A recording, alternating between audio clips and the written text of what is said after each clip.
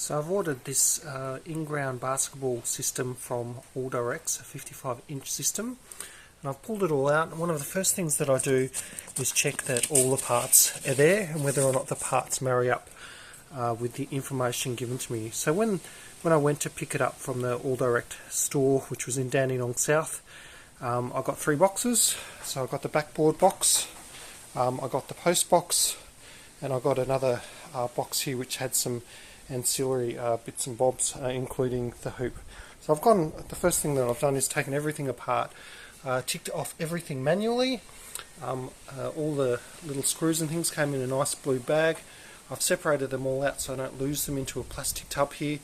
One of the first things that I did notice, however, was that the anchor bolts, which look like an L and are illustrated over here, look a little bit different to what was actually supplied. So they're actually loop bolts, and I checked in with the AllDirect team and they confirmed, you can get a different anchor bolts as the case may be. So what I'm going to do first of all is make sure that I get these nuts aligned and make sure it all lines up with these bolts here before I sink it into my concrete slab, and I'll show you how I do that, just to make sure that the bolts, I'm going to sink these bolts into the concrete underneath to set it, and then attach it to this plate and then screw everything on top. But I'll show you what I do later on. So what I'm first of all going to do, I'm just going to make sure that I've got enough length for the bolts to protrude through the plate and the post plate. So this is approximately 1 centimetres here, and the combined total of all the nuts and locking bolts are about 2.5 centimetres. So I need at least 3.5 centimetres from the top of the nut here. This is going to be sunk in the concrete from here to the top, to make sure that I've got enough room to screw everything onto the top. So I'll set these lengths here at 3.5 centimetres. So just checking here that the ground plate lines up with the post holes. You can see everything lines up quite nicely. I did say that I was going to line these nuts at 3.5 centimetres, so that's going to be sunk into the concrete, and this is the ground plate that will go on top of the concrete, and everything else will go on top. So there's plenty of thread on the top here, and after everything's tightened up, there will be enough thread on the top to make sure you can do that. But it's probably somewhere between 3.5 and 4 centimetres that you could make sure that these bolts are down. So I'm going to take these all off, and I'm good to go and sink this into the concrete once I pour it. So this is how I've set up the anchor system, and this is how I'm going to sink it in. The only difference is that I'm going to get a little bit of masking tape to cover up the threads, just in case when I push this into the concrete pad, I'll get a little bit of concrete splashback onto the threads here. I don't want those to get messed up, so that's all going to be covered with masking tape. And we're going to leave the locking nuts and the covering caps off the top of these for now, just to make it easier to sink everything in. But as you can see here, the eyelet here is very different to the instructions that were given. So I was expecting to have these L-shaped anchors, but I can't see. I mean, these are beasts of anchors anyway, and they're quite long, so you can imagine that's going to be strong enough to hold in the basketball set. So in terms of the hole that I've dug, the instructions told you to do a 50 by 50 square with a bit of form on top and a 60 centimetre depth. So this is where I'm at with a hole here. It probably took me maybe 2.5 hours to dig this just with a spade and a pickaxe. I'm down to the required depth now. What I did was just use some old decking to do a form on the top. So I think it was just accounting for the width of these. It's 50 by 50 each way. This isn't quite level, as you can see, to the concrete. What I'm just going to do is knock the form down up until such level that I can get the form on the top to be level with this concrete pad here, and then I'll start mixing my concrete. So in terms of concrete bags, what I'm going to do is use the ratio of 2 of these normal bags to 1 of these bags. I'm going to mix 1 bag to a half in a wheelbarrow, and I've bought 16 of these bags, and I bought 6 of these bags to try and have that ratio. The ratio is not going to be quite perfect, but it'll be good enough. And the basis of that calculation is to look at the dimensions of the hole, which is a 0.5 times 0.5 times 0.6 and divide that by the estimated volume of each bag, which is 0.01 metres cube. So that ends up with about 16 bags of these 20 kilogram concrete bags. So that's 16 with a little bit of margin on the side. I ended up getting 22 bags because I don't want to run out of bags when I'm mixing. And the other thing that I thought was a good idea was to use some of my leftover. I've had this leftover Rio sitting aside, and all I've done is create a square. I'm going to cut this down. I've rolled it up basically with my hands. I just use some of these concrete stumps so that I could hand roll it into a square dimension. Previously it was flat. I'm just going to sit that in the middle of the hole to provide a little bit of a structural strength.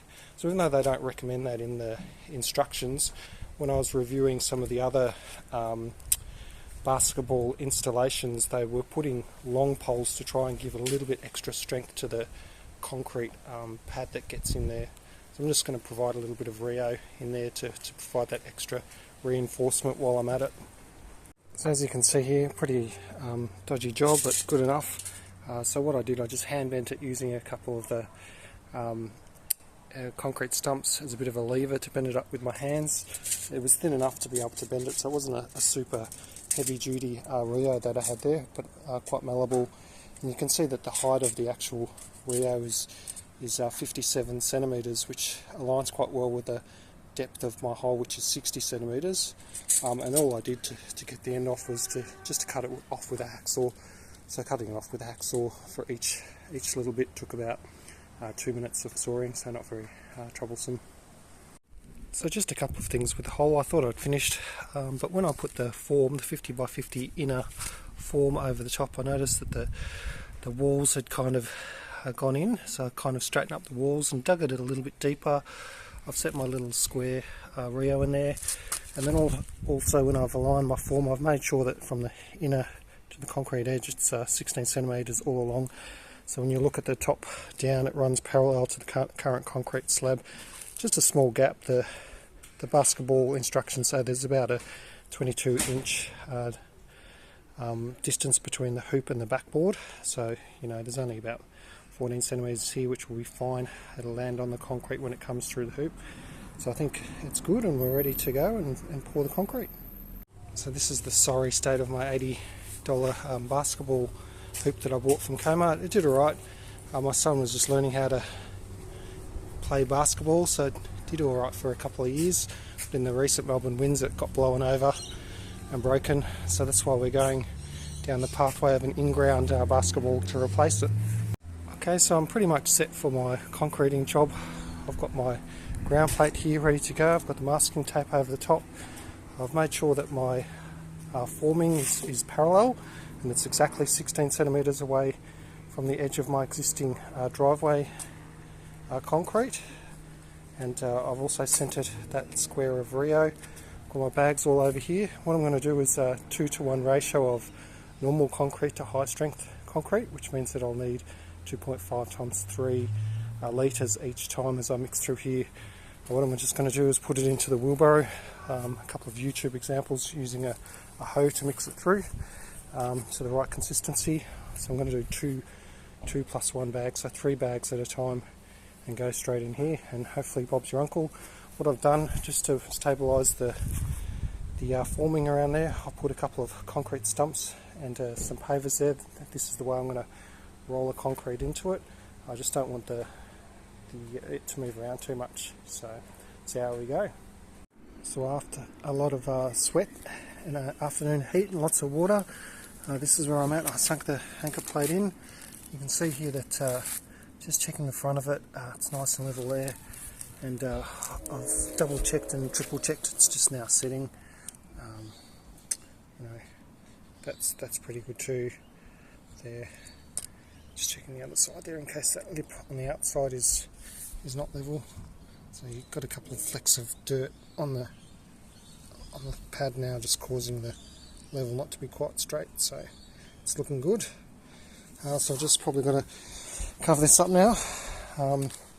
It's not the most perfect level concrete pad in the it's level pad hopefully, but it's not the best finish in the world, so let's see how we go. So here we go, this is the finished product. I've just taken the forming off the square base, and I've taken the masking tape off the top of the bolts, and basically you've got the plate on the bottom that's flush against the post, and then I've screwed everything on. It seems to all kind of align perfectly, so I'm pretty happy with that. So there you have it, all installed. Look, I thought I could have done it in a one-man job, but I actually had to get the neighbours' boys to help me lift the top pole onto the bottom pole, because it comes in two parts, and you can't really put the backboard on once you've installed the pole. You just wouldn't be able to do that as a one-man job anyway. But what I didn't do, I didn't put the hoop on until after we'd got the backboard up, just to allow us give us a little less weight so that we could lift the whole unit on top between the two boys. But it was still a bit of a struggle between the two of us. The other thing that I should mention is when I dug the hole, right at the very bottom of the hole, I flared it out just to give it a little bit more strength, and of course I did a square of Rio in there. But other than that, it's pretty successful. My littlest son, 7-year-old son, he got straight into it. He's never played with the other basketball set because it was a bit too high for him, but he was actually getting into it because I'm able to lower it down to a level where he can actually shoot some hoops. So that's an unexpected benefit of this unit. And my son said to me, "Oh, this unit's better than the ones that I have at school. I'm going to play on this one more." So so far so good. So looking forward to a couple of years worth of work out of this. In about a week or two's time, I'll tighten up the bolts. I've sprayed a little bit of that Tech Tool anti-rust over some of the plates. It's got an amber residue, which I didn't realise. I thought it was more a waxy residue, so you might not like that. But other than that, most of the other bolts, I've sprayed a bit of WD-40 over the top just to try and prevent a bit of rust. But yep, pretty happy. For $500, I've got this job in under $1,000, so mission accomplished.